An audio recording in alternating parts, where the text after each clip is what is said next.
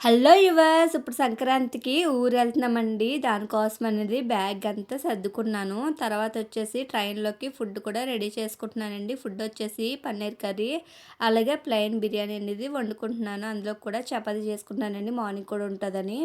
ఇలా అంతా రెడీ చేసుకున్నాక ఇలాగ ప్యాకింగ్ అయితే చేసేసుకున్నాను. డబ్బాలైతే ఏం పెట్టుకోలేదండి. ఇలాగ సిల్వర్ పేపర్‌లో అయితే ప్యాక్ చేసేసుకున్నాను. ఇలా ప్యాక్ చేసేసుకుంటే కవర్‌లో పెట్టేసుకుని అయితే మేము రైల్వే స్టేషన్‌కి అయితే వచ్చేసామండి.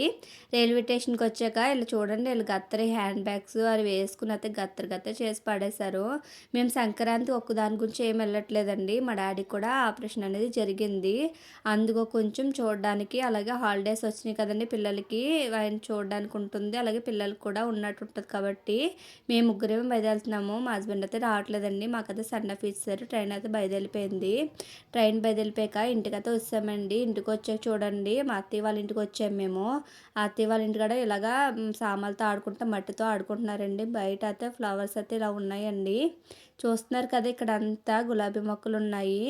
కొంచెం ఎదరికొస్తే ఇలాగా శంఖపూలు ఉంటుంది కదండి, ఆ శంఖపూల చెట్లు కూడా ఉన్నాయి. అలాగే చామంతి చెట్లు కూడా ఉన్నాయి. జాజి చెట్లు అన్నీ ఉన్నాయండి. ఇంటి ముందు ఇలాగ చేను ఉంటుంది. చేను అంతా ఇంకా వరి అనేది వేయలేదండి, ఇంకా వరి అనేది నాటలేదు.